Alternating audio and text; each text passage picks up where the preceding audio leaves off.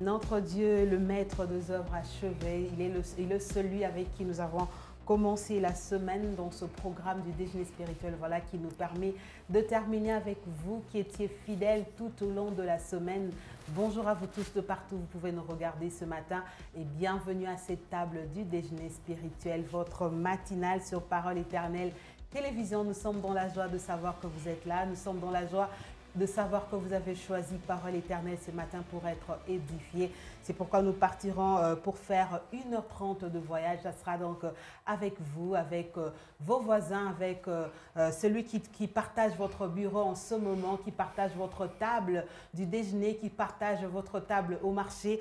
Partout où vous pouvez nous regarder en ce moment. Bienvenue encore à cette table du déjeuner spirituel que le Seigneur lui-même a dressé pour nous.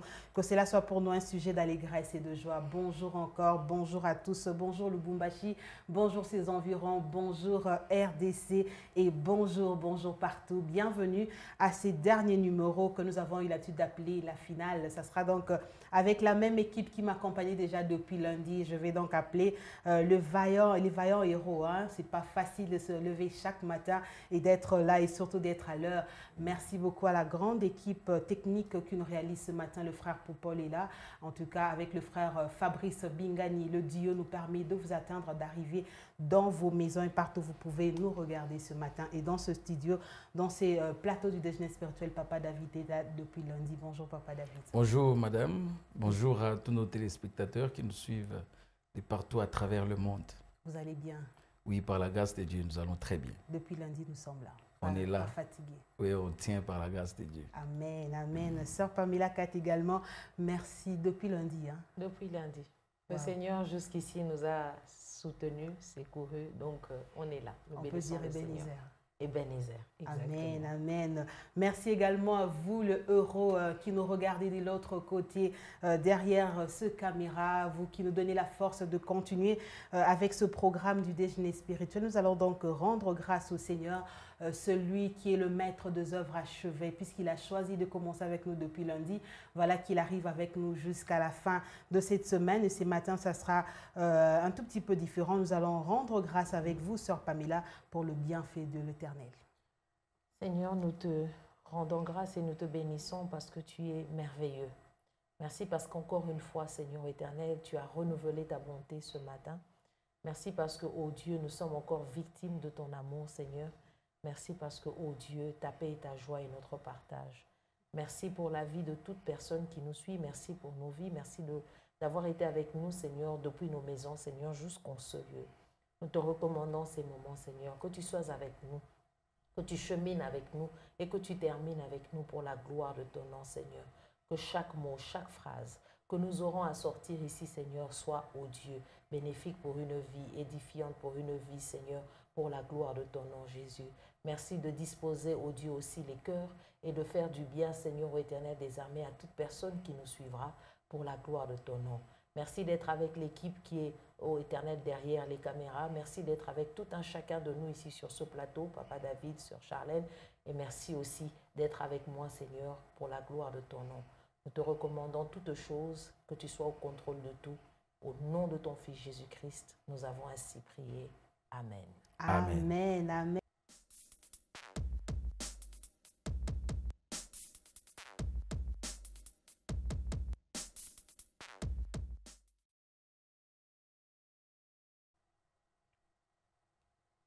Et la pensée qui s'affiche, Sœur Pamela, nous la découvrons avec vous. Oui, la pensée d'aujourd'hui, c'est l'humilité et de bien s'estimer. L'humilité et de bien s'estimer de Charles Spurgeon. Wow. Quand même assez compliqué, hein, son nom pour prononcer, Spurgeon. Alors, l'humilité et de bien s'estimer. Alors, Papa David, qu'est-ce que vous comprenez dans la pensée d'aujourd'hui? C'est une très bonne pensée, j'ai beaucoup aimé. Généralement, cet homme, Charles Spurgeon, il nous communique toujours de bonnes pensées. J'ai déjà constaté qu'à chaque fois nous passons ici, c'est un homme qui vous donne vraiment des pensées qui vous amènent à vous auto-évaluer. C'est ça. Parce que l'humilité, c'est le fait de bien s'estimer. C'est-à-dire, un homme ne peut pas dire humble s'il se sous-estime ou il se surestime. Mais dans cette pensée, vous ne pensez pas que ça cache aussi un peu d'orgueil? Non, Quand madame. L'humilité, c'est de bien s'estimer. Ce n'est pas aussi une façon de camoufler un tout petit peu l'orgueil en prononçant de tels mots? Il faut écouter ce qu'il dit. L'humilité, c'est le fait de bien s'estimer. C'est-à-dire, un homme humble, il ne se sous-estime pas, il ne se surestime pas. Ça veut dire quoi? J'arrive au milieu, ici à la Parole éternelle, radio, télévision, j'arrive. Si je pense que moi je suis au-dessus de tous, c'est moi qui vaux. Je me suis surestimé, je ne suis pas humble. Et si vous êtes réellement chef? Attendez, madame. Un chef n'est pas au-dessus de tous. Non, mais son rang le Non. place au-dessus de tous. Le chef a les responsabilités qui le placent au-dessus de tous, mais c'est un homme comme tous les autres, madame. Okay. C'est un homme comme tous les autres, parce que le chef, il doit savoir qu'il est chef, mais parmi les personnes qui dirigent, il peut y avoir des personnes qui sont plus âgées que lui. Vous êtes chef au travail, mais dans la société, ces personnes, vous leur devez du respect. Un chef, il peut être célibataire, mais il dirige des personnes qui sont des mariés, des papas et des mamans qui ont des responsabilités à la maison, qui ont calculé, qui ont fait des choses avant de venir au boulot. Un chef, il peut être chef dans l'entreprise, mais parmi les gens qu'il dirige, il dirige des serviteurs de Dieu qui ont des responsabilités dans leurs églises. Vous voyez, madame? Alors, je prends encore l'autre paire des manches. Je ne peux pas venir ici, j'arrive à la parole éternelle, parce que je suis humble. Je pense que je suis le tout dernier de tous. Comme moi, là, je ne vaux même pas même aux cheveux, pas même, je voulais dire, aux pieds des personnes là qui montent à la télévision que je vois là. Moi, je ne peux même pas m'approcher d'eux. Ça, c'est aussi, c'est pas l'humilité. C'est quoi alors? Ça, c'est se sous-estimer, madame. Alors, l'humilité, c'est le fait de bien s'estimer. Wow. Qu'est-ce que signifie bien s'estimer? L'apôtre Paul, il dit aux Philippiens, il dit que chacun de vous puisse considérer les intérêts des autres comme étant au-dessus de vos intérêts. Primo. Toujours lui, l'apôtre Paul, il dit aux Colossiens, chapitre 2, revêtez en vous les sentiments qui étaient en Christ. Lui qui n'a pas vu comme une proie arracher le fait d'être égal à Dieu, il a quitté le ciel, il est descendu sur la terre, il a porté les corps humains, il a vécu avec les humains, il a été même crucifié, il a connu une mort réservée aux brigands. Regardez, madame, sa gloire est là, son trône est là, au ciel. Il ne laisse pas sa gloire. Il laisse son trône. Il descend sur la terre. Il était 100% Dieu. Mais il met une barrière ou un frein par rapport à certains attributs divins volontairement, non pas parce qu'on l'a contraint. Dans quel souci? De descendre jusqu'à s'identifier à l'homme pour le sauver. Wow. C'est ça l'humilité, madame. Et cela ne change en rien. Cela n'a pas réduit Jésus à être moins Dieu par rapport au travail qu'il a fait. Donc, si nous comprenons cela, mesdames, nous devons savoir que ce monde ira de l'avant. Ce monde, nous avons beaucoup de problèmes parce qu'il y a des gens qui se sont beaucoup surestimés. Ils ont cru que sans eux, le monde n'ira pas de l'avant. Ils ont cru que sans eux, les choses ne se feront pas. Et ces choses, nous les vivons malheureusement dans l'Église. Il y a des gens qui pensent qu'ils sont irremplaçables. Mais moi, je crois que cette pensée vient nous montrer que tout le monde est remplaçable. Wow. Seul Jésus, qui a reçu un sacerdoce qui est non transmissible. Mais nous tous, nous naissons, nous travaillons, nous passerons. Il y a d'autres personnes qui viendront, qui vont travailler mieux peut-être que nous. Alors, nous devons nous estimer par rapport à notre simple valeur. Wow. Et notre simple valeur trouve sa place en Jésus-Christ. Donc, si je suis en Jésus, je verrai à ma gauche une créature de Dieu, je verrai à ma droite une créature de Dieu et je lui donnerai de la considération qu'il lui faut. Sans considérer, il vient de quelle famille, il habite dans quelle maison, quel moyen de transport qu'il a utilisé pour arriver ici et comment il se présente. Non, je le considérais comme étant un être, la vraie valeur. C'est ça l'humilité. J'aime beaucoup quand Charles Spurgeon dit ça. En tout cas, ça nous apprend beaucoup de choses et ça nous entraîne à suivre le modèle de Jésus-Christ. Wow. Et donc, on va dire que l'humilité, c'est d'arriver à un endroit et dire « Je suis votre humble serviteur ». C'est quelque chose d'ailleurs qui est fustigé. Quand vous entendez quelqu'un dire « Votre humble serviteur », mais qui t'a dit que tu es humble? Pourquoi tu nous le dis? Laisse-nous découvrir que tu es réellement humble. Quand quelqu'un dit déjà « Votre humble serviteur », il y a un problème. Ça, ce sont déjà des signaux, madame, pour dire qu'il y a un problème. Dis seulement « Votre serviteur ». C'est tout. Mais nous verrons que ce serviteur-là, il est humble. Wow. Vous voyez, n'est-ce pas? Donc, c'est pourquoi j'estime que l'humilité, ça ne se dit pas, ça ne se proclame pas, mais ça se vit, madame. L'humilité, ça se vit. Il faut que les autres disent, celui-là, non, cet homme-là, lui, il est humble. Il faut que les autres disent, celui-là, c'est un orgueilleux. Il boude comme pas possible. Wow. Lui, quand il arrive à un endroit, vous sentirez, il est arrivé. C'est les autres qui constatent. L'humilité, c'est une vertu. Ceux qui en témoignent, c'est les autres. Jésus-Christ, un jour, il s'est arrêté, il a posé la question aux disciples, qu'est-ce que les gens disent de moi? Ils ont dit, non, tu es Élie, d'autres disent Jérémie, d'autres disent c'est un prophète. Maintenant, il leur pose la question, vous là, qu'est-ce que vous dites? Je suis qui pour vous? C'est tous tu. Si ce n'est que Simon-Pierre qui avait répondu. Vous voyez, n'est-ce pas? Donc, les témoignages qui viennent des autres, il est très fort. Moi, je dis toujours, maman, un homme de Dieu, un enfant de Dieu, Dieu lui donne toujours l'occasion de savoir ce qu'il est, en commençant par sa propre maison. En commençant, parce que s'il est marié, sa femme lui a déjà dit quelque chose. Papa, fais attention à telle chose, telle chose. Mais toi, quand tu parles, pourquoi tu dis toujours ça? Pourquoi tu dis toujours ça? Au moins dans ton entourage, si ce n'est pas à la maison, à l'église. Il y a eu déjà des personnes qui ont déjà fait des petites remarques. Toi, pourquoi tu fais toujours ça? Pourquoi? C'est le Saint-Esprit qui t'enseigne à travers ces personnes. Il faut prendre ces leçons, les mettre en application et vous allez avancer. Restons sur le témoignage des autres. Mais est-ce qu'on va dire que le témoignage des autres compte toujours? Parce qu'il y a des gens qui vous estiment mal. Alors qu'ils ne vous estiment pas votre juste valeur. Vous pensez peut-être que vous valez mieux ou encore moins. Mais ils vous mettent sur le piédestal où vous ne vous retrouvez pas. On va toujours dire que ça compte. Parce que même Jésus, les témoignages des autres, d'autres disaient qu'il était Belzéboul. Mais on va dire que ces témoignages-là comptaient.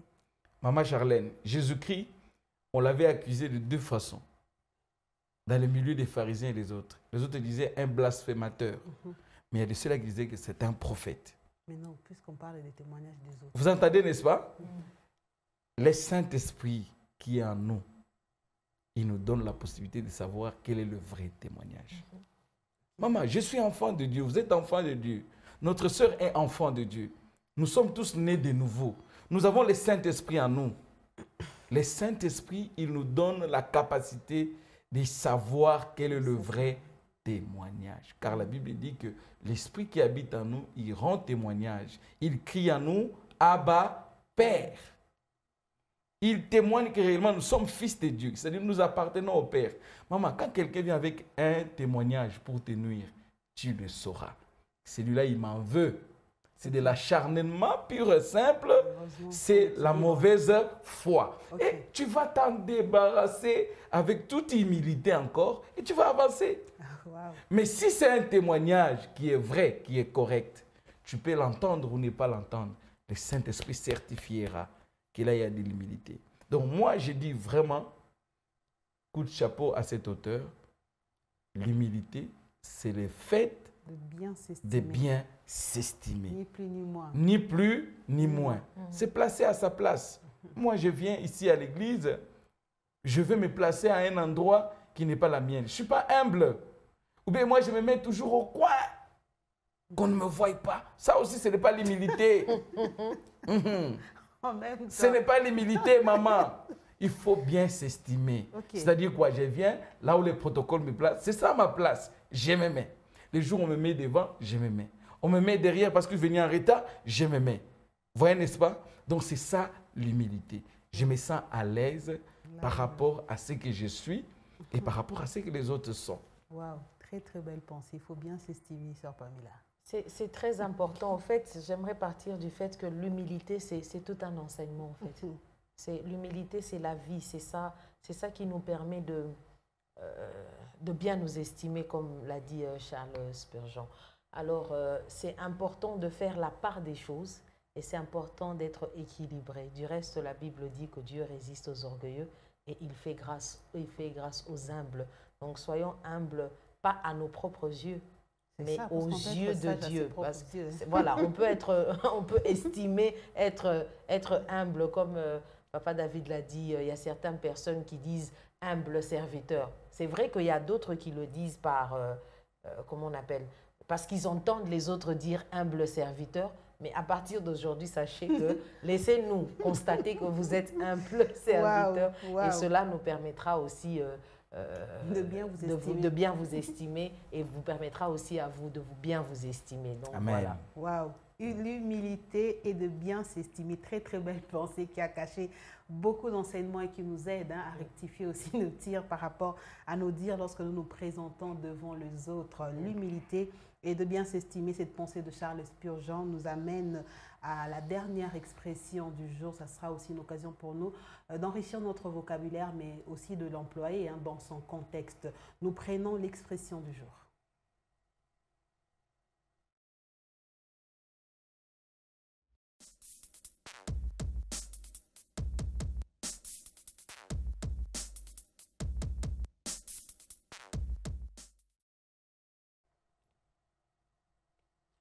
L'expression d'aujourd'hui, c'est « si ça se trouve, qui sait ?» Aussi simple que ça. Hein? Si ça se trouve, qui sait? Sont utilisés pour exprimer une possibilité peu probable. Donc, rien qu'à entendre l'expression « si ça se trouve, qui sait ?» On ne sait pas de quoi il s'agit, mais on ne sait pas non plus qu'est-ce qu'on veut dire. Si ça se trouve, qu'est-ce qui doit se trouver et on doit savoir quoi. Donc, voilà l'expression d'aujourd'hui. Si ça se trouve, qui sait? Qui sait? C'est peu probable. Est-ce que tu seras là? Qui sait? Est-ce que tu pourras nous rendre service? Qui sait? Si ça se trouve, qui sait? Donc, c'est vraiment utilisé pour exprimer une possibilité peu probable. Ouais. Donc, quand on a la capacité, on ne sait pas si on va le faire ou pas. Donc, hein, c'est encore une fois une histoire d'estimation. Donc, on va encore estimer si on pourra le faire ou on ne pourra pas le faire. Papa David, si ça se trouve, vous avez déjà eu à utiliser cette expression? Oui, peut-être en partie. En partie. Si ça se trouve et qui sait. Il y a une conjonction là-bas qu'il ne faut pas avaler. Hein. Si ça se trouve et qui sait. En fait, c'est deux expressions. Deux expressions, en fait. On appelle ça en français des locutions. Voilà. Des locutions vocabulaires. Si ça se trouve et qui sait. Bien évidemment, sont utilisés pour exprimer une possibilité peu probable. Je trouve deux leçons dans cette expression. La première leçon, c'est que c'est une expression que nous devons utiliser toujours pour dire par nous-mêmes, nous ne sommes pas capables. N'est-ce pas? Se sentir incapable personnellement, s'appuyant sur le Seigneur. Je vais à cette pensée biblique que nous donne le pasteur Jacques. C'est bien avec le prédicateur. Hein, oui, oui. La Bible. Je vais dans cette expression biblique que le pasteur Jacques nous donne dans le livre de Jacques. Il dit, ne dites pas demain je me lèverai, je partirai, j'achèterai, je reviendrai. Dites si Dieu le veut. Vous voyez, n'est-ce pas? Pour nous, nous avons projeté. Mais si Dieu le permet, si Dieu le veut, cela aura lieu. Et si ça se trouve, qui sait? Ça, c'est la première pensée. Mais je trouve une autre pensée dans cette expression que je décourage. C'est celle de laisser toujours les gens dans Le peu probable. Ça, parce que c'est ça aussi. Voilà. Il y a des gens, et si ça se trouve, qui sait? Donc lui, on ne sait jamais quand il a promis. Est-ce qu'il viendra ou il ne viendra pas? Non, mais ça, c'est. Vous voyez, mesdames? C'est pas bien. Alors là, ce n'est pas un exemple à suivre. Jésus-Christ avait dit dans l'évangile selon Matthieu, pour un enfant de Dieu, que votre oui soit oui, que votre non soit non. C'est-à-dire, quand vous avez déjà donné votre parole d'honneur, soyez en mesure d'honorer cette parole. Donc, quand vous avez déjà dit oui, ne dites pas si ça se trouve qui sait. Non. Et qui sait. Non. Là, c'est pas un problème. Ça devient un problème. Parce que quand tu as donné le oui, je viens, je trouve, Madame Charlène et Madame Pamela sont déjà assises attendant Papa David. Et qui avait dit qui sait. Il a dit, et si ça se trouve, qui sait. Qui sait. Elles sont déjà bien maquillées, pourtant les micros, les techniciens sont là. On attend, la troisième chaise est vide. Moins les quarts, moins 10, moins 8, moins 5. On prend le téléphone, on appelle, ça sonne à vide. Moins 3, moins 2, moins, dans une minute, il est juste peu probable. Non, ça, c'est pas correct, madame. C'est irresponsable. Ça, c'est pas correct. Et ça ne doit pas être parmi les enfants de Dieu. Et vous n'appelez pas, vous ne faites pas signe, vous ne signifiez pas, si je ne viens pas, voici ce qui m'est arrivé. Et c'est courant parmi les enfants de Dieu. On pense que c'est normal. Et c'est après qu'on pense pour donner des justifications. Non, j'avais connu un problème de transport. Non, j'avais connu un problème. Pourquoi vous n'avez pas averti? Et puis d'autres disent maintenant, comme toi. Voilà. Et d'autres pensent que, bon, voilà, bon, je suis un humain, ça peut arriver. Non. Jésus-Christ a dit que votre oui soit oui, que votre non soit non. Il a dit même, pour ce qu'on y ajoute, vient du diable, le père du mensonge. Wow. Donc, et si ça se trouve, qui sait, nous décourageons ça dans un engagement fermé où on a déjà dit oui. Ne laissez pas les gens dans les incertitudes. Mais si vous pensez que ce n'est pas possible, dites carrément non. Parce que là, les gens savent que non, trouvons une autre option. Voilà donc ce que je peux dire sur cette expression. Wow. Il faut équilibrer. Oui, en tout cas, merci vraiment merci pour l'équilibre, Papa David. En fait, j'aimerais dire à ceux qui sont en train de nous suivre que le fait que vous ne venez pas et que vous ne dites rien, c'est irrespectueux. C'est comme ça. Vous manquez de respect à la personne. Ce n'est pas que la personne vous attend parce que vous êtes spécial. C'est parce que vous avez dit que vous allez être là. Donc, faites un effort pour ne fût-ce que se justifier par respect pour la personne et par respect pour votre personne aussi parce que vous ne vous respectez pas non plus. Donc, faites-le et soyez en mesure de le faire. C'est très, très important. En tout cas, je voudrais mettre une emphase sur ce que Papa David a dit par rapport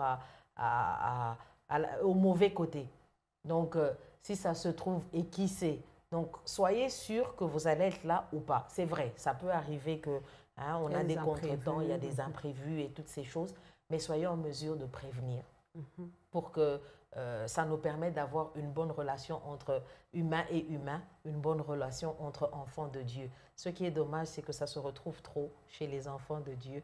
Mais il sait que c'est mon frère, c'est ma soeur, il va pardonner. Mais non, on va pardonner, mais il y a des sanctions. La Bible dit que maudit soit celui qui prend un engagement avec légèreté. Ce n'est pas moi qui le dis, c'est la Bible qui le dit. Donc, faites très attention et s'il vous plaît, respectez les personnes vers qui vous allez avec des engagements et respectez-vous aussi. C'est l'expression du jour qui nous amène au pain. On s'est tellement attelé, on va aller prendre le dernier morceau du pain, le pain dans lequel nous avons d'ailleurs tiré la question de la semaine. On va retrouver le pain du jour pour terminer avec ce pain. C'est tout de suite.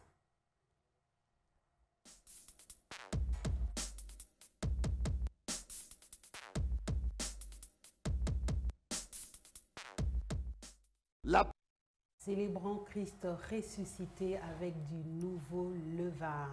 Nous nous étions arrêtés hier à parler du levain. Aujourd'hui, nous retrouvons un nouveau départ. Papa David, célébrons Christ ressuscité avec du nouveau levain. Le vieux levain, le levain de la malice et de la méchanceté. Le pasteur nous a amenés dans une dimension telle que hier, nous avions vu que le vieux levain, c'est le péché. Le péché sous toutes ses formes. Et aujourd'hui, il ajoute aussi les bien levés, c'est le faux prophète. Les faux prophètes, qui sont-ils? Les faux prophètes, ce sont ces personnes qui s'élèvent, qui se disent qu'ils ont reçu un message de la part de Dieu, qui veulent parler de la part de Dieu, mais les choses qu'ils disent n'ont rien à voir avec la parole de Dieu. Les faux prophètes sont ces personnes qui viennent, qui sont en train de circuler maison après maison, porte après porte, pour donner des fausses prophéties. Juste dans le souci de pouvoir soutirer. Je suis à Kasumbalesa pour quelque temps. Une maman vient me voir pour me dire, j'étais chez moi, à la maison. J'ai entendu à la barrière, on frappait. J'ai vu un monsieur entrer. Bonjour maman, bonjour. Je suis venu avec un message. Oh, carrément. Ok, Caribou. On lui donne la place. Dieu me dit qu'ici, ton mari est responsable dans une telle entreprise. La cité. De la place. De la place. Dieu me dit, voici son mari, son travail est en danger. Il est combattu dans sa famille. Et Dieu m'a envoyé pour venir prier pour ton mari. Et Dieu m'a dit, il a donné tous les messages qu'il avait donnés, sont des messages terrorisants, Il fait peur. terroristes, du terrorisme. Waouh. Waouh. Et la maman est restée calme. Il écoutait ce monsieur, il écoutait, mais il a entendu comme une voix qui montait en lui, qui disait que ce monsieur, c'est un faux. Et c'est un vrai faux. La maman a écouté le monsieur, il a parlé, il a parlé, il a parlé. Pendant que le monsieur parlait, il a un jeune frère qui habite avec eux, qui était en dehors de la parcelle. En rentrant, les gens l'ont interpellé, les gens qui étaient devant la barrière. Il dit, vous avez vu le monsieur qui est entré ici? Il est venu ici, il nous a posé beaucoup de questions vous concernant. Nous ne savons pas qu'est-ce qu'il veut. Mais c'est quoi ça? Il dit, il y avait des jeunes gens qui étaient ici, ils n'étaient pas aussi sages et ils ont dit ce que papa fait, ce que vous êtes, ce que. On ne sait pas ce qu'il est. Quand il vient, il a soufflé à la maman à l'oreille, écoute, écoute, écoute ce qu'on m'a dit là-bas. Il a regardé le monsieur et dit, papa, si tu es affamé, viens, demande, je vais te donner. Pourquoi le nom de Dieu est blasphémé dans cette cité de Kasumbalesa? C'est pour des personnes comme vous. Tu manques, viens, présente-toi, dis, je suis serviteur de Dieu, je manque. Tu viens avec des fausses prophéties. La maman a tonné comme pas possible. Le monsieur s'est humilié, maman, pardonne-moi, excuse-moi, excuse-moi, pardonne-moi. Il a présenté 1001 excuses. S'il te plaît, que ça reste entre nous. Il ne faut pas. Non, mais je vais en parler à qui déjà que je te connais. Les faux prophètes, maman, les faux prophètes. Il y en a plein dans cette ville. Et puis ils sont arrogants et insolents, comme pas possible. Ils ont, ouais, maman, ouais, chimama, ouais, maman, ouais. Oh, tu fais lever une maman qui a l'âge de ta mère biologique. Tu l'appelles ouais, maman, si maman. Wow. Faux prophète, sans instruction, sans éducation, sans éthique pastorale, sans éthique du ministère. Il s'autoproclame comme ça parce qu'il avait une vision ou deux prophéties. Il a prophétisé et ça marchait. Il s'appelle prophète. Qui a dit que quand tu as les dons des prophéties, tu deviens prophète? C'est écrit où? Un prophète, c'est un ministère à part comme le pasteur, comme l'apôtre, comme l'évangéliste, comme les docteurs. C'est un ministère lié à la parole. Ça n'a rien à voir avec la prophétie. La prophétie, c'est un don qu'un prophète peut avoir. Tout comme tout fidèle peut avoir les dons des prophéties. Okay. Celui qui prophétise n'est pas prophète. Il a les dons des prophéties. On a confondu les choses comme pas possible. Aujourd'hui, on appelle tout le monde prophète, prophète. Tout simplement parce que quelqu'un il a commencé à prophétiser. Mais lisez la Bible. Dans le dernier jour, je répandrai de mon esprit sur toute chair. Vos fils et vos filles prophétiseront. Est-ce qu'on a dit que vos fils et vos filles deviendront des prophètes? Un prophète, c'est un ministère. c'est un ministère qui est comme le pasteur, le docteur, l'apôtre, l'évangéliste. Donc, faisons très attention. Les faux prophètes, donc je disais, c'est aussi les vieux levains. Célébrons la Pâque, non pas avec le vieux levain du péché, non pas avec le vieux levain des faux prophètes. Célébrons la Pâque avec la vérité et la justice.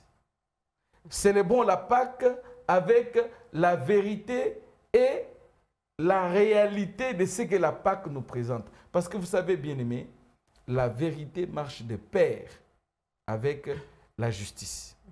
Quelqu'un qui est dans les vrais, il sera juste. Tu peux me dire que tu es dans les vrais, mais quand je m'approche de toi, tu as toujours une vie qui est compliquée. Quelqu'un toujours qui prend des dettes qui ne paye pas. Mais tu me dis que tu es vrai. Un chrétien, tu es dans la justice. Non, tu peux emprunter, tu prends des dettes, mais honore, paye. Célébrons la Pâque dans la vérité et la justice. Tu te dis enfant de Dieu, mais tu viens au travail toujours en retard, avec des justifications. Qui ne tiennent pas. Qui ne tiennent pas, madame. Tous les jours, toi, il faut qu'on t'interpelle. Chaque mois, on te coupe de l'argent. Chaque mois, on te donne des lettres de demande d'explication. Chaque mois, on t'écrit toujours des blâmes. Tu te dis enfant de Dieu. Tu n'es pas un modèle.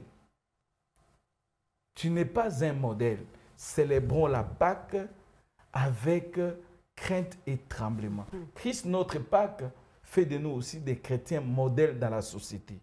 Ce sont des personnes sur qui on peut compter. Ce sont des personnes sur qui on peut s'appuyer pour réaliser. Le chef sait que dans cette entreprise, si je peux envoyer quelqu'un aller acheter des histoires à Dubaï et revenir me donner un bon compte rendu, c'est tel. Et quand on regarde, c'est un chrétien. Gloire à Dieu.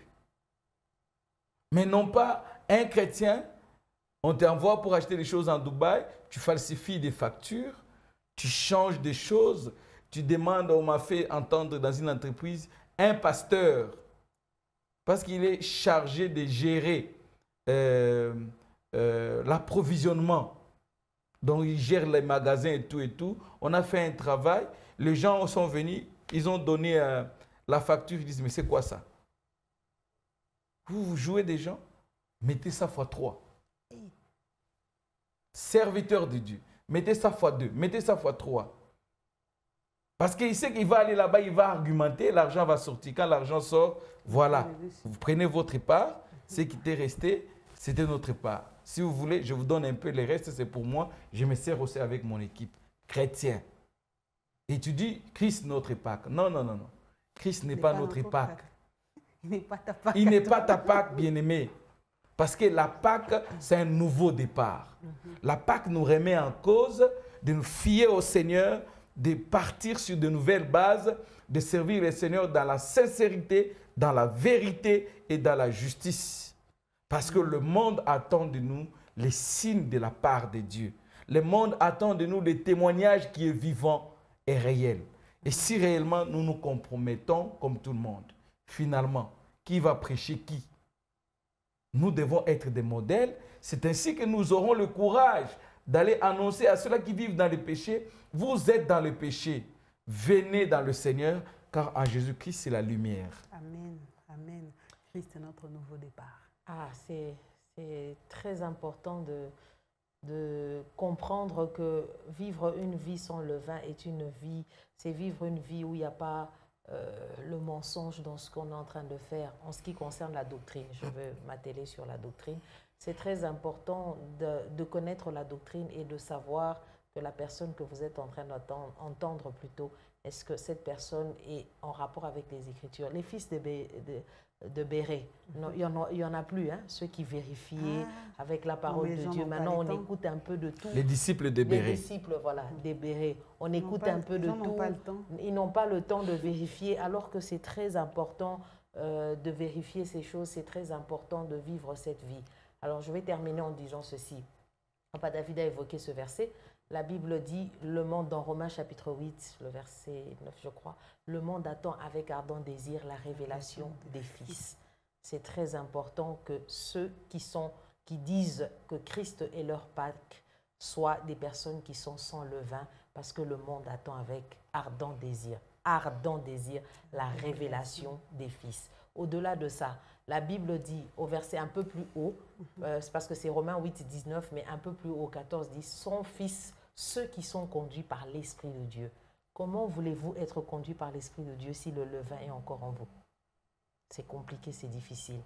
Alors dans ce cas, on fait priver au monde qui attend avec ardent désir la révélation des fils afin de vivre Christ le ressuscité.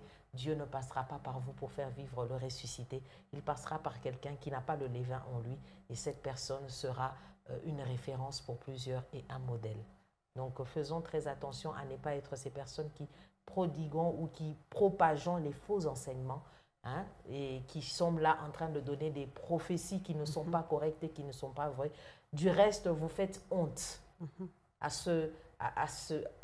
cet appel qui est celui des prophètes. Vous faites honte à ce que le Seigneur est en train de faire. Il a pris le temps de monter les 5 ministères qui sont là et vous êtes là en train de détruire cette chose.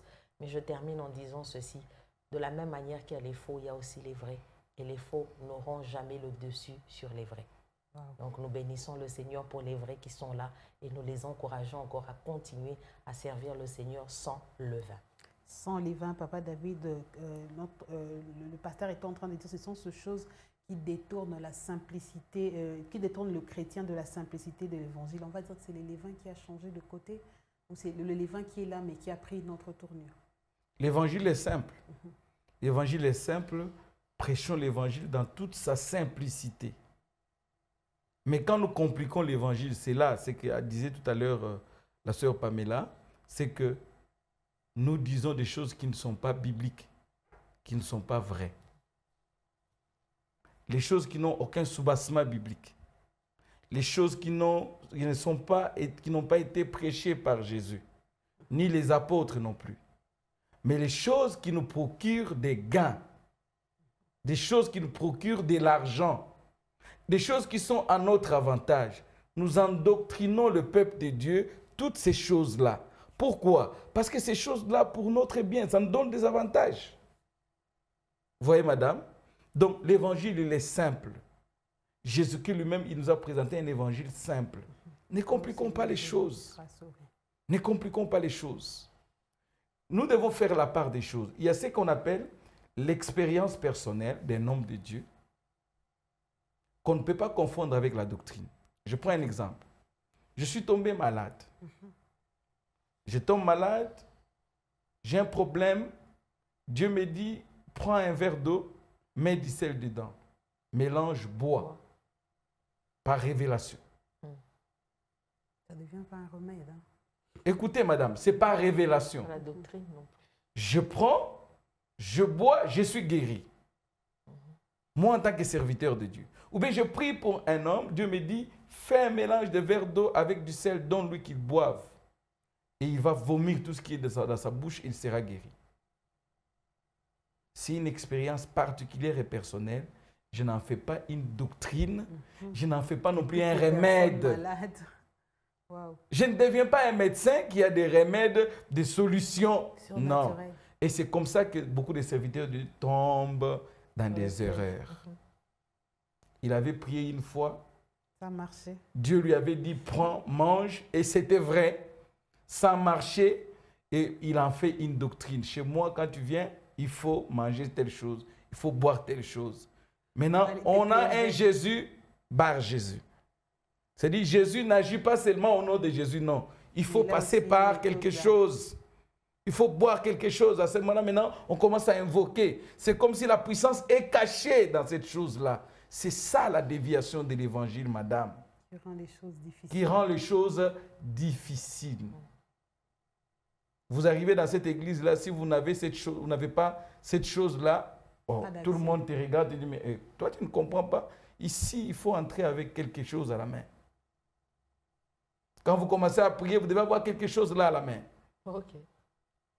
Si vous n'en avez pas, donc vous, Dieu ne vous voit pas dans cette assemblée-là. On a dévié l'évangile. Wow. L'évangile, il est simple.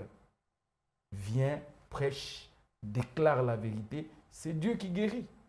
Toi, aie seulement la foi que la personne pour qui tu as prié, Dieu l'a visité. Amen. Toi, crois seulement que quand tu avais prié, Dieu qui t'a donné le message, il va honorer cette parole. Amen.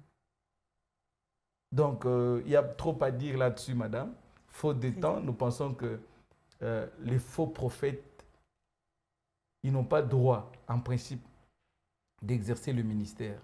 Malheureusement, on est dans un pays où on laisse tout le monde faire n'importe quoi, tout le monde dire n'importe quoi. Tout ce que nous voyons dans les réseaux sociaux, tout ce que nous entendons à la télévision, normalement, l'État peut aider l'Église à mettre des barrières, à encadrer les hommes de Dieu. Parce qu'aujourd'hui, tout le monde s'autoproclame serviteur de Dieu. Vous avez quelle qualité? Vous avez quel mandat? Qui vous a vu évoluer? Vous êtes fils de qui? Qui est votre père spirituel? Est-ce que dans ton église, on t'a vu servir?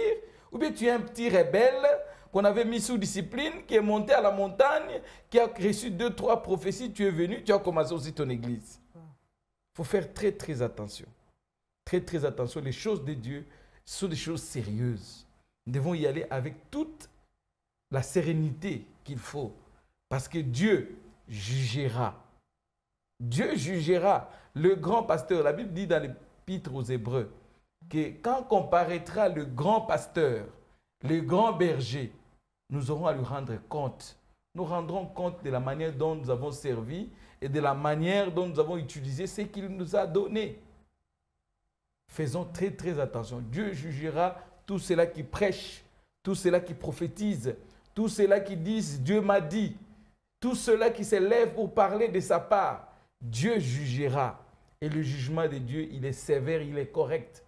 Faisons très attention. Servons le Seigneur avec crainte et tremblement. Amen. Amen. Christ, notre Pâque.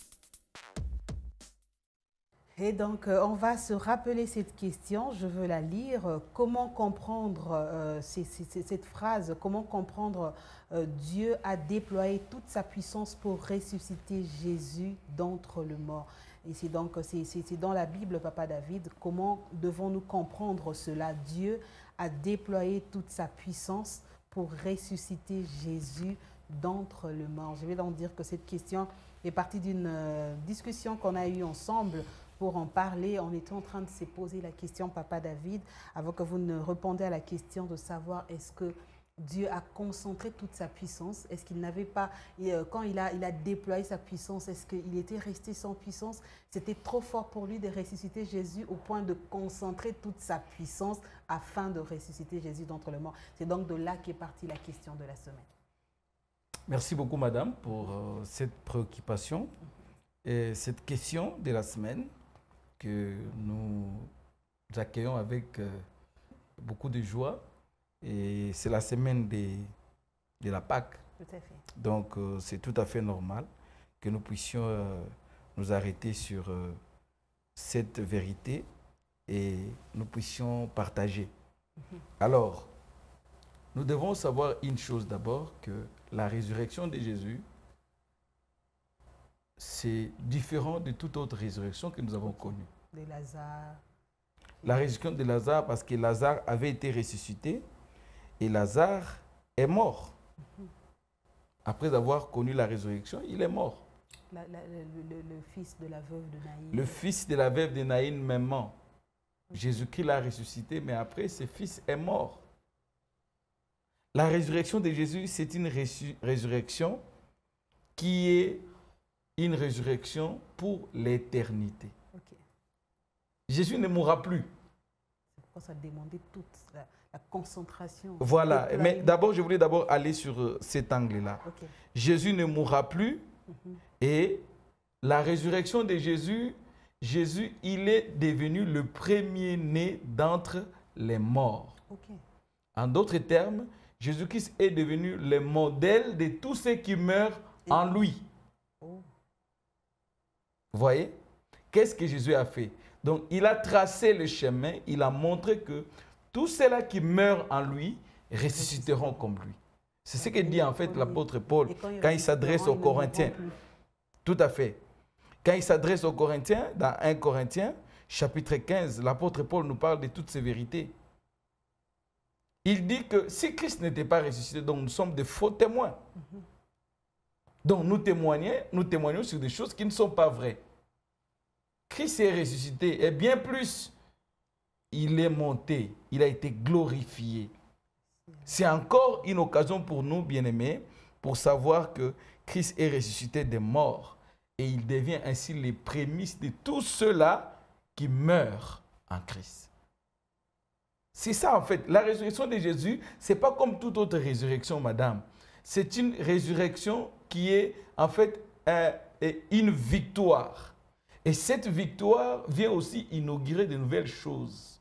Désormais, si avant lui, personne ne pouvait ressusciter, désormais, lui, il a inauguré une voie que tous ceux qui meurent en Christ ressusciteront. Maintenant, en déployant toute sa puissance, on va dire en ce moment-là que Dieu était resté sans puissance. Non. En déployant toute sa puissance, Dieu s'est concentré ce jour-là à un endroit. Non. En déployant toute sa puissance, ça veut tout simplement dire que Jésus-Christ est ressuscité par une puissance efficace, donc par une puissance de la divinité même. C'est par la puissance, le pouvoir du Saint-Esprit.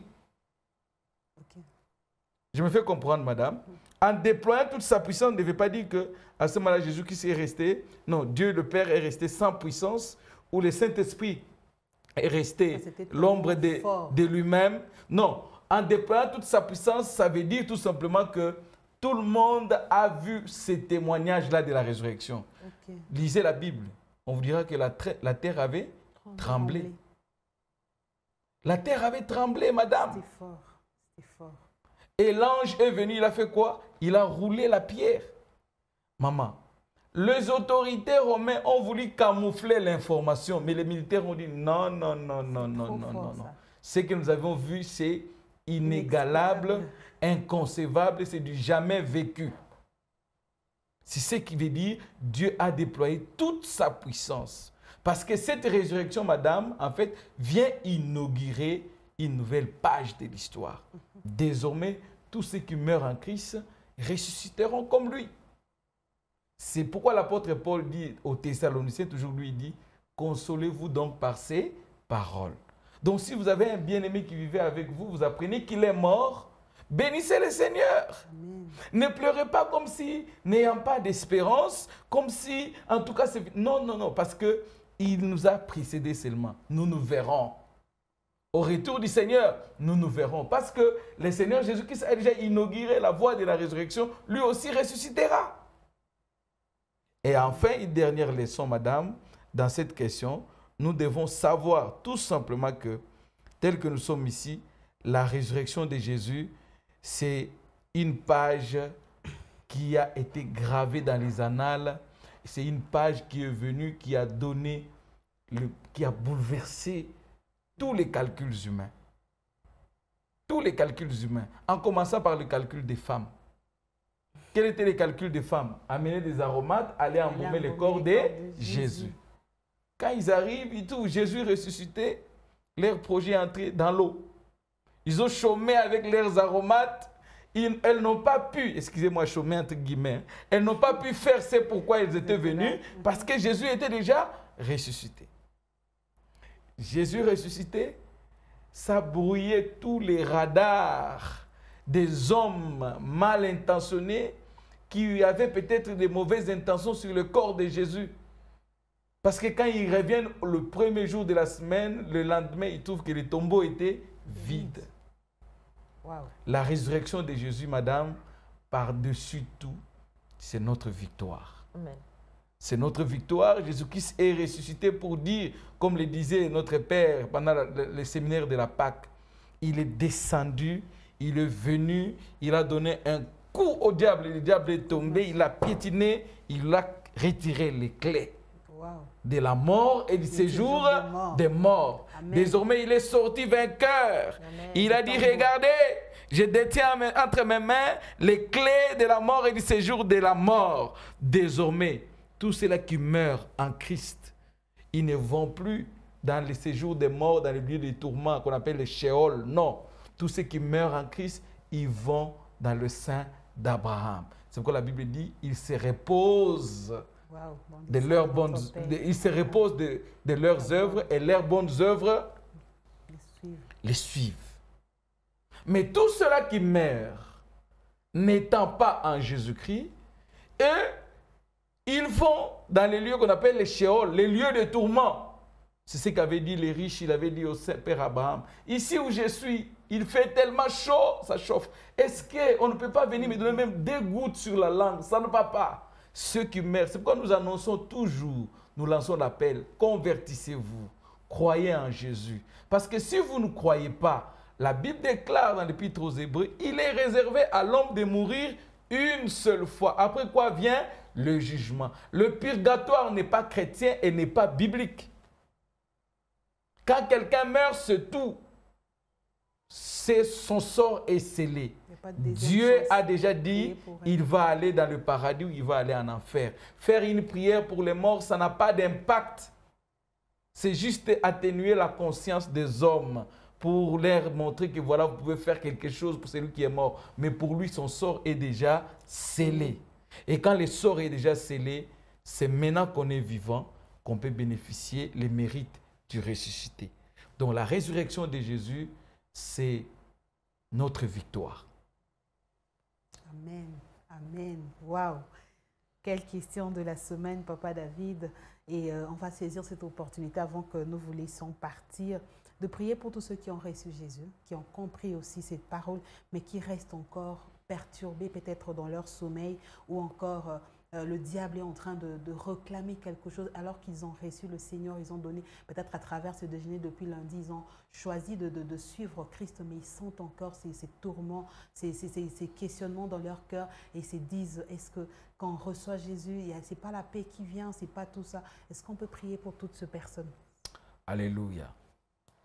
Seigneur notre Dieu, ce matin, je viens devant toi pour te recommander tous les bien-aimés, toutes ces personnes qui nous ont suivis du lundi jusqu'à vendredi, qui sentent un vide en eux que personne ne peut combler, ni l'argent, ni la richesse, ni la beauté, ni la gloire, ni le pouvoir, mais seule la présence de Jésus peut venir combler. Je prie, Seigneur, que toi, qui es le Maître, le ressuscité du troisième jour, tu es venu dans ce monde pour nous sauver. Tu es venu aussi pour toutes ces personnes. Je prie, ô Dieu, que tu entres dans leur cœur. S'il te plaît, ô mon Dieu, entre dans leur cœur. Pardonne leurs péchés. Donne-leur un nouveau départ. Qu'à travers cette pensée pascale qui nous a conduit toute cette semaine, qu'ils vivent, qu'ils goûtent aussi au nouveau départ. Car la Bible déclare, l'apôtre Paul pouvait dire aux Corinthiens, que si quelqu'un est en Christ, il est devenu une nouvelle créature. Les choses anciennes sont passées. Voici, toutes choses sont devenues nouvelles. Nous voulons réellement que tout devienne nouvelle. Un nouveau départ. Une nouvelle façon de voir les choses. Une nouvelle marche. Bénis le Seigneur. Qu'il se convertisse et qu'il change de vie. Désormais, qu'il soit de nouvelles créatures. Saint-Esprit de Dieu, nous te prions que tu viennes régner dans ce cœur. Que tu règnes en maître. Désormais, je recommande ces bien-aimés sous la couverture du sang de Jésus.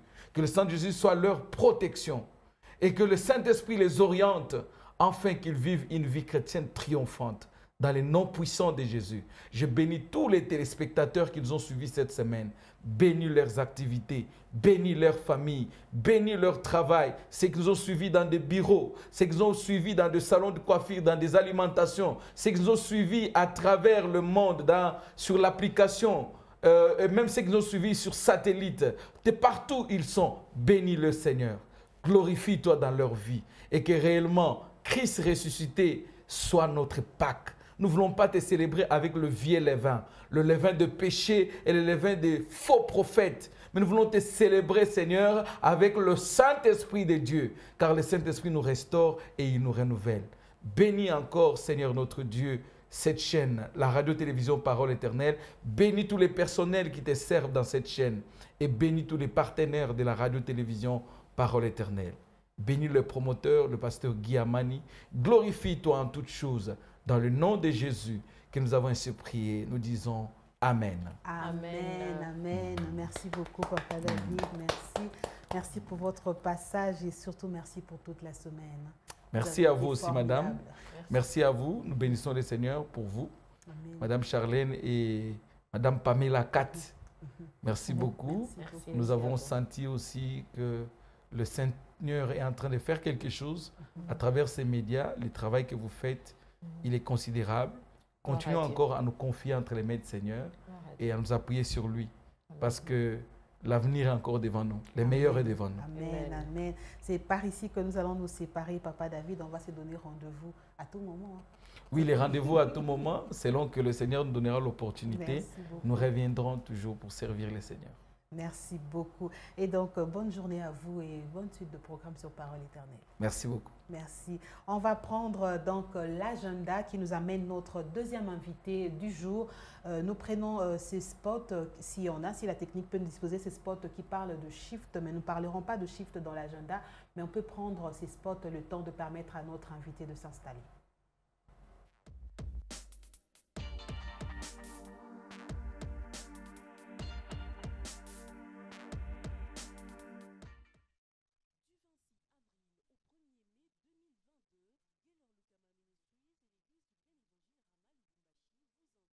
Conférence Shift. Sous le thème El Shaddai, le Dieu qui peut tout, venez vivre 6 jours de louanges, adoration, enseignement et fortes prières avec des éminents orateurs très puissants.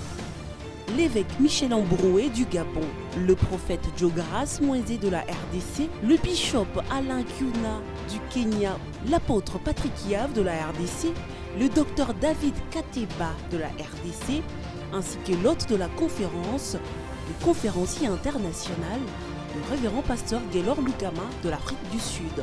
Notre adresse, cathédrale de Vainqueurs, 2939 avenue Mpolo, quartier Gambela, Lubumbashi, au Katanga, RDC. El Shaddai, le Dieu qui peut tout. À très bientôt. J'ai hâte de célébrer Dieu ensemble dans ce temps de célébration que nous appelons Shift Conférence. Du 26 avril au 1er mai 2022, Gaylor Lukama Ministries et l'église du plein évangile Rama Lubumbashi vous invitent à la conférence Shift. Sous le thème El Shaddai, le Dieu qui peut tout, venez vivre 6 jours de louanges, adoration, enseignement et fortes prières avec des éminents orateurs très puissants. L'évêque Michel Ambroué du Gabon, le prophète Jogaras Moïse de la RDC, le bishop Alain Kiuna du Kenya, l'apôtre Patrick Yav de la RDC, le docteur David Kateba de la RDC, ainsi que l'hôte de la conférence, le conférencier international, le révérend pasteur Gaylor Lukama de l'Afrique du Sud. Notre adresse, cathédrale de Vainqueurs, 2939 avenue Mpolo, quartier Gambela, Lubumbashi, au Katanga, RDC. El Shaddai, le Dieu qui peut tout. À très bientôt. J'ai hâte de célébrer Dieu ensemble dans ce temps de célébration que nous appelons Shift Conférence. Nous parlerons avec de détails pour ce programme de Shift. Ça sera certainement en début de semaine prochaine. Bonjour de Jeunesse Spirituelle, c'est le frère Josué Kawel depuis la Katoba. Juste marque ma présence. Merci frère Josué et bienvenue à cette table du déjeuner spirituel. Nous recevons notre deuxième invité du jour pour parler autre chose. Ça sera à vous de découvrir. Nous découvrons d'abord l'invité. Bonjour frère Rodrigue. Bonjour madame, que Dieu vous bénisse. Shalom Amen. à tous les fidèles téléspectateurs de la Parole Éternelle. Vous allez bien? Je vais bien par la grâce du Seigneur. Et donc, frère Rodrigue, sœur Pamela est juste à côté de vous, à votre droite. Bien donc, sûr. vous allez la regarder. C'est avec elle que nous allons découvrir le programme qui suit. D'accord, alors vous êtes là pour parler de One Hope. Oui. Alors, bon, moi je comprends ce que c'est One Hope. Oui. Hein. Alors, qu'est-ce que c'est One Hope? Est-ce que vous pouvez nous dire et expliquer aux téléspectateurs qui sont en train de nous suivre, c'est quoi exactement One Hope et vous vous occupez de quoi et qu'est-ce que vous faites et pourquoi vous êtes là? Merci beaucoup. Le ministère One Hope en anglais, en français, c'est une seule espérance, un seul espoir. Tiré du livre de Colossiens, chapitre 1er, verset 27, qui dit Christ à nous, l'espérance de la gloire. Bien-aimé dans le Seigneur, le ministère chrétien One Hope est un ministère qui œuvre pour l'encadrement des enfants, l'encadrement spirituel des enfants, des jeunes, ainsi que les adolescents. Nous croyons que Dieu s'intéresse beaucoup plus aux enfants. Quand vous lisez les Écritures saintes dans Lamentation chapitre 4, verset 4, la Bible dit « Les nourrissons, la langue du nourrisson est attachée au palais. Les enfants cherchent le pain, personne ne leur en donne. » Or, la parole de Dieu dans la Bible a toujours été symbolisée par l'image du pain. Donc nous croyons que Dieu aime les enfants. D'ailleurs, Jésus-Christ lui-même a dit « Laissez venir à moi le petit enfant ». Alors notre ministère est dans la formation de moniteurs de l'école du dimanche, dans l'évangélisation, mais aussi dans le développement intégral des enfants. Donc nous travaillons aux côtés des églises ou tous ces organismes qui sont en contact, bien sûr, avec les enfants. Il y a les églises, il y a les écoles, vous avez les ONG. Voilà un peu le travail de notre mission, c'est imprimer la parole de Dieu dans le cœur des enfants. Alors tout à l'heure, je vous ai entendu parler des enfants, mais je voudrais savoir c'est quelle catégorie d'enfants? Parce que écoutez, un enfant de Dieu va dire je suis un enfant. Hein. Ah oui? Alors dites-nous un peu, c'est Dieu qui est notre Père. Ah oui. Merci beaucoup. Je partirai d'abord des défis, hein, parce que le défi de One Up, c'est aller chercher les enfants partout. On les trouve, s'il vous plaît. Donc, que ce soit des enfants chrétiens, des enfants païens, tout ce qui est enfant. One Up s'intéresse à eux. Nous devons savoir une chose, qu'on n'est pas chrétien, mais on le devient. Donc voilà, donc c'est le travail de One Up. Et beaucoup pensent aujourd'hui que les enfants n'ont pas une conscience, ils se trompent. Nous allons jusqu'à l'âge de 3 ans, même 2 ans, s'il vous plaît, parce que nous avons des matériels proprement en fonction des tranches d'âge. Nous travaillons sur le plan social de l'enfant, sur le plan émotionnel de l'enfant, sur le plan économique, voire sur le plan spirituel de l'enfant. Donc, tout ce qui est appelé l'enfant, que ce soit à l'église ainsi que dans la rue, le ministère chrétien One Up s'intéresse à tous ces enfants. Les enfants de quel âge? Quel âge et quel âge? Donc nous allons de 3 ans, je dirais, jusqu'à l'âge adulte, s'il vous plaît. Parce qu'il y a ceux qui définissent, il y a ceux qui disent que l'enfant sous la jeunesse jusqu'à 70 ans. Donc si la jeunesse 70 ans, donc même celui qui a 70 ans est intéressé. Oui, bien sûr que oui. Alors une dernière question rapidement. Nous voyons l'inflation des chèques sur la route et des petits-enfants qui sont tellement nombreux sur la route. Est-ce que vous avez une technique d'approche pour aller vers ces personnes? Parce que je me dis qu'ils ont aussi besoin de Christ. Ce sont des enfants. Ce sont des enfants qui sont en rupture familiale et ils ont besoin de vivre aussi le bonheur d'avoir et le privilège d'être enfants de Dieu. Merci beaucoup. Vous savez, notre meilleur partenaire, c'est le Saint-Esprit. Parce que tout à l'heure, je vous ai entendu parler de techniques. Notre meilleur partenaire, c'est le Saint-Esprit. C'est lui qui vient certaines aptitudes ainsi que l'habilité, comment nous pouvons atteindre. Parce que ça dépend des tempéraments, s'il vous plaît. Vous savez, donc, c'est vraiment un aspect très important. Alors, comment est-ce que nous arrivons? Voilà pourquoi est-ce qu'en passant, nous disons tous ceux qui sont en train de nous suivre, parmi nos spécialisations, nous formons en fait, par rapport à la question qui venait d'être posée par notre sœur Pamela, comment est-ce qu'il faudrait les atteindre. Donc, nous avons des matériels appropriés. Voyez-vous, par exemple, aujourd'hui, la plupart de ces enfants, je dirais, ce sont des enfants qu'on classe dans la catégorie des enfants post-traumatiques. On ne sait pas qu'est-ce qu'ils amènent dans la rue. Alors, nous avons certains spécialistes en la matière avec lesquels nous sommes en train de travailler. Nous avons, par exemple, John Maxwell, nous avons ainsi que Joyce Meyers, le même qui a subi certains traumatismes dans la vie. Alors, il y a des manuels appropriés, donc, que nous utilisons, comment est-ce que nous pouvons aborder. Mais je dirais simplement que notre meilleur partenaire qui nous donne des habilités, des techniques pour atteindre ces enfants, c'est le Saint-Esprit. Donc nous croyons énormément à lui. Wow. Frère Rodrigue, alors que vous êtes dans ce plateau du déjeuner spirituel, nous avons découvert One Up et ses missions. On peut savoir qu'est-ce qui vous amène ici.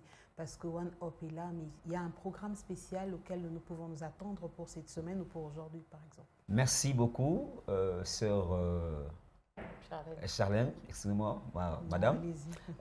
Déjà de demain, nous serons en train de recevoir le pasteur pour une présentation de la vision, bien sûr avec les coordonnateurs provincial des Grands Katanga du ministère One Up, qui est le pasteur Guillamani Mugabe. Donc demain, nous allons recevoir le pasteur parce que nous serons en train de leur présenter, leur communiquer cette vision. Qu'est-ce que c'est la mission? La vision, c'est que le défi de One Up, et s'en suivra la semaine passée jusqu'au 4 mai, nous aurons une série de formations dans la ville de Lubumbashi. Déjà, la semaine prochaine, nous serons au quartier Kamisepa, sur l'avenue Camp Scouts, donc non loin du quartier... non loin de marché Moïse, et puis s'en suivra, nous serons à la Katouba 1, sur l'avenue Kabulo-Roger, la rue commune, donc sur, oui, Kabulo-Roger, la rue commune, à l'église Jésus, ma lumière. Et puis du 2 au 4 mai, nous serons au quartier Tabac Congo. Pour plus ample d'informations, soyez attentifs à la télé Parole Éternelle ainsi qu'à la radio. Vous aurez de plus amples informations. Il y a un numéro par lequel on peut vous contacter au besoin? Oui, ceux qui veulent nous contacter peuvent nous appeler au 097 097 477 33 05 ou au 081 820 69 66. Et donc, vous avez un autre message à passer au peuple de Dieu ce matin? Le message à passer au peuple de Dieu, nous disons une chose, c'est que croyons la personne de Jésus-Christ. Nous œuvrons dans le seul but de gagner. C'est vraiment une œuvre évangélique. Bien-aimés dans le Seigneur, le monde est à sa fin. Parce que nous sommes à la dérive dans un monde aux valeurs fluctuantes. Et nous croyons à Christ. D'ailleurs, nous célébrons la Pâque. Christ est notre Pâque. Nous vous disons, vous, Église qui nous suivez, faites-nous confiance. One Hope est là dans l'encadrement des enfants, des moniteurs de l'école du dimanche. Parce que Jésus-Christ revient bientôt. Et donc, c'est le programme qui nous attend ce week-end. Ça nous attendra aussi la semaine prochaine avec One Hope. Vous voulez plus de détails, appelez au 097 477 33 05 ou encore contactez-nous. Vous aurez le détail dont vous aurez besoin pour participer à ce moment. On va prendre le verset du jour pour enfin se séparer.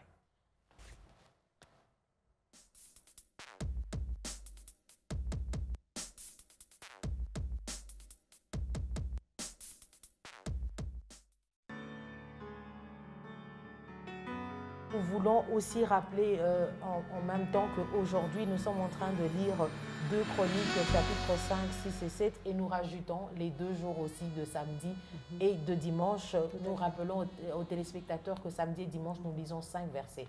Alors, le verset d'aujourd'hui, c'est dans 2 Chroniques, chapitre 6, le verset 15, qui dit ceci. « Ainsi, tu as tenu parole à ton serviteur David, mon père, et ce que tu as déclaré de ta bouche, tu l'accomplis en ce jour par ta puissance. » Tout cela pour dire que Dieu est fidèle, à ses promesses plutôt, il est digne de confiance, donc faisons-lui confiance et nous ne serons pas déçus. Et donc, c'est le verset du jour et la pensée de Dieu pour aujourd'hui. C'est donc par ici que nous allons mettre un point final à cette animation de la matinée. Merci à vous, Frère Rodrigue, pour votre présence. Merci à vous, madame. Merci à vous. Que Dieu vous bénisse. Ce n'est pas la dernière fois. Je crois que la semaine prochaine, nous allons nous retrouver encore. Dieu voulant, si nous pouvons vivre ici, Jésus ne revient pas. Amen. Sœur Pamela, vous avez été d'un grand apport. Merci en tout cas pour cette apparition dans Déjeuner spirituel. Merci beaucoup à vous de m'avoir associé à cette grande œuvre qui est Déjeuner spirituel. Et merci à vous tous qui avez été fidèles cette semaine. Vous ne m'avez pas vu, mais vous m'avez fait confiance. Nous bénissons le Seigneur pour les mots et les phrases qu'il nous a prêtés. Et on se donne rendez-vous dans Sentier Pur. Voilà. Et donc, merci à vous tous de nous avoir regardés de partout, à Lubumbashi comme ailleurs. Nous étions très heureux de partager ce moment avec vous. Retenez tout à l'heure à 9h30, il y a prière, vendredi de gloire qui commence et nous clôturons à partir de 17h. Ça sera la dernière partie de 17h à 18h30. Restez branchés, les bonnes choses ne font que commencer. Que Dieu vous bénisse.